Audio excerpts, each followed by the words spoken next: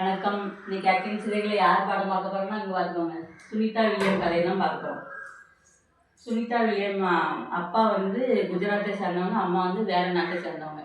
அப்பா வந்து மருத்துவர், பெரிய மருத்துவர்னு சொல்லுவாங்க, நரம்பியல் அப்படிலாம் சொல்லுவாங்கல்ல, அதே மாதிரி ஒரு மருத்துவர்.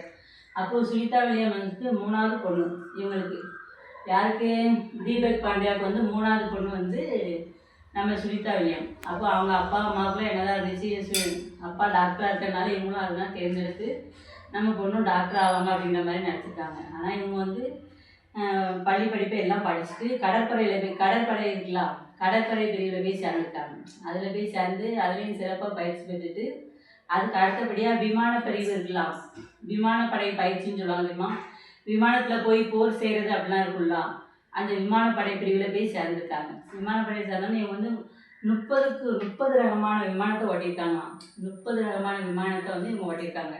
யாரையும் நம்ம சுனிதா வில்லியம்ஸ். அதுக்கப்புறம் இவங்களுக்கு என்ன தோணுச்சு, நம்ம ஃப்ளைட்லாம் ஓட்டிட்டோம், அப்போ நம்ம ராக்கெட்லேயும் பறந்தா என்ன அப்படிங்கிற மாதிரி அவங்க சிந்தனை வந்துச்சு. அப்போ வந்து இவங்க ஒரு படம் பார்க்காங்க. ஒரு படம் பார்க்கும்போது அந்த படத்தில் உள்ள ஹீரோ வந்து அப்படியே இந்த விண்வெளியில் பறக்கிற மாதிரி ஒரு சீன் வந்துருக்கு. அப்போ இவங்களுக்கு நம்மளும் இதே மாதிரி பண்ணுனா என்ன அப்படிங்கிற ஒரு மனசுக்குள்ளே பதிஞ்சிருக்கு. சினிமா வந்து ஆக்கவும் செய்யும் அழிக்கவும் செய்வாங்கல்ல, இவங்களை வந்து உருவாக்கியிருக்க. அப்போ நம்மளும் இதே மாதிரி பண்ணானேன்னு ஒரு சிந்தனை பண்ணி, இவங்க படித்த படிப்பு வேறு, இவங்க செஞ்சது எல்லாமே வேறு. அப்போ வந்து விமானத்தில் இருக்கும்போதுமே வந்து ரஷ்யாவுக்கு போர் நடக்கும்போது இவங்க அந்த போர்லலாம் ஈடுபட்டு அவங்களுக்கு உதவி செய்கிறது அப்படி நிறைய நல்ல விஷயங்களும் பண்ணியிருக்காங்க. அப்போ இவங்க படித்தது வேறு. அதுக்கப்புறவு நாசாவில் அந்த விஞ்ஞானம் படிக்கணும்னு சொல்லிட்டு அதுக்கப்புறம் இந்த பிரிவில் போய் சேர்ந்துருக்காங்க. இதில் பிரிவில் போய் சேர்ந்து நம்மளுக்கு விண்வெளி பிரிவில் சேரணும்னு பாடம் படித்து அதுலேயும் தேர்ச்சி பெற்றிருக்காங்க. அப்போ இவங்க முறை வந்து விண்வெளிக்கு போனது வந்து 2006 போயிருக்காங்க. 2006 போய் நிறைய பயிற்சிகள் பண்ணி 172 நாள் அங்கே இருந்திருக்காங்க. விண்வெளியில் போய் அதில் 172 நாள் இருக்குதுன்னா எவ்வளோ பெரிய விஷயம். இப்போ என்ன நினச்சிக்கிட்டிங்கன்னா, இப்போ பூமின்னா புவியீர்ப்பு சக்தி இருக்கும். நம்ம இப்போ வந்து நம்ம புவியீர்ப்பு சக்தி இருக்கிறனால தான் நம்ம கால் ஊண்டி நிற்க முடியுது. விண்வெளியிலனா இப்படி மிதக்க தான் செய்யணும். இப்போ நம்ம ஒரு எச்சி இப்படி தூக்கினாலும் அப்படியே மிதந்துட்டு தான் வரும். வேர்வை துளி இப்படி படிச்சுன்னா அதுவும் அப்படியே மிதந்துட்டு தான் வரும். அவங்களும் ஒரு இடத்துல இருக்க முடியாது, அப்படியே பறந்துட்டு வந்த மாதிரி தான் இருப்பாங்க. அது எவ்வளோ பெரிய ரிஸ்க்கு.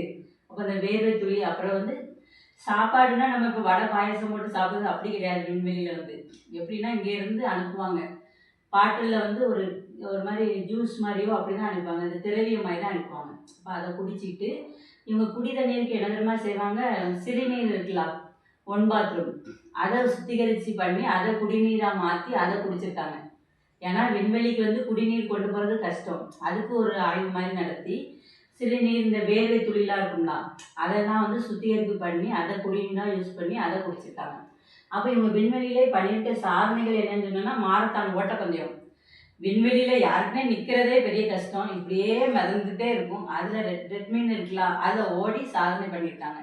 அதுக்கப்புறம் என்னென்னா சைக்கிளிங் போகிறது, ரெட்மீன் இருக்கலாம், அதிலே சைக்கிள் ஓட்டுறது, மாரத்தான் இதுலலாம் ஜெயிச்சிருக்காங்க. இது வந்து மேலே செய்கிறது ரொம்ப கஷ்டம்லாம், இப்படியே போயிட்டே இருக்கும். அது வந்து இப்படி ஓடுறது எவ்வளோ பெரிய விஷயம், அதெல்லாம் ரொம்ப பெரிய சாதனை. அப்படி நிறைய சாதனைகள் வந்து நம்ம சுனிதா வில்லியம் பண்ணியிருக்காங்க. இப்போ 2 தடவை கிட்ட போயிட்டு வந்துட்டாங்க.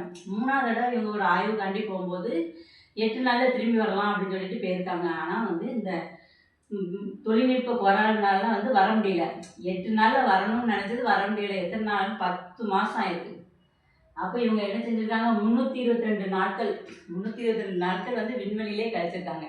அதெல்லாம் எவ்வளோ சிரமமான ஒன்று. அதுலேயுமே கார்பன் டை ஆக்சைடு, மனுஷனோட கார்பன் டை ஆக்சைடில் வந்து அதுலேருந்து ஒரு ஆய்வு நடத்தி அதில் ஒரு நுண் பாசி மாதிரி தயாரிக்கிறது, 150க்கும் மேற்பட்ட ஆய்வுகளை இவங்க பண்ணி அதுலேயும் சக்ஸஸாக பண்ணியிருக்காங்க. அப்போ 322 நாட்கள் அதிலே இருந்திருக்காங்க. 8 நாளில் வரணும் அப்படின்னு நினச்சாலும் வர முடியல. அப்படி இருந்தும் பயப்படாமல் அவங்க விண்வெளியில் வந்து இவங்க கூட இன்னொரு ஆராய்ச்சியாளரும் போயிருக்காரு. நம்ம சுனிதா வில்லியம் பிறந்த தேதி அன்னைக்கு தான் ஒரு விண்வெளி வீரரும் பிறந்திருக்காரு. அப்போது இவங்களும் விண்வெளி வீரராக வருவார் அப்படிங்கிற மாதிரி நினச்சி தான் பிறந்தாரோ என்னமோ தெரியல. அப்போ வந்து இவங்க அப்பவுமே துணிவாக இருந்து, ஒரு விண்வெளியில் இருக்கிறன்னு சாதாரண ஒன்றும் கிடையாது, மிதந்துக்கிட்டே இருக்கிறதுல ஓடுறது வைக்கிறது நிறைய சாதனை பண்ணியிருக்காங்க. அப்போ வந்து இவங்க வந்து பூமிக்கு வந்து பத்திரமா தரை இறங்கிட்டாங்க. பூமிக்கு வந்தாலும் இவங்க வந்து இயல்பு நிலை, நம்மளே மாதிரி இயல்பு நிலை வரணும்னு சொன்னால் 3 மாதத்தையும் தாண்டி 1 ஆண்டு ஆகும், 1 வருஷம் ஆகும். நம்மளே மாதிரி சராசரியாக அவங்க உடல்நிலை மாறுறதுக்கு, ஏன்னா அங்கே வேறு மாதிரி இருக்கும், இங்கே வேறு மாதிரி இருக்கும். அவ்வளோ தூரமாக வந்து அவங்க கஷ்டப்பட்டு நம்ம வந்து ஒரு பெரிய சாதனை பண்ணியிருக்காங்க. யார்? அதிக அளவில் வந்து விண்வெளியில் இருந்த பெண் அப்படின்னா நம்ம சுனிதா வில்லியம் பற்றி பண்ணலாம். அப்போ நம்ம பொண்ணாக இருந்தால் என்னன்னாலும் சாதிக்கலாம் அப்படிங்கிறதுக்கு ஒரு எடுத்துக்காட்டி இவங்க இப்போ வாழ்ந்துட்டு தான் இருக்காங்க. அதனால இவங்க கதை கிடைக்கும். ஓகேவா?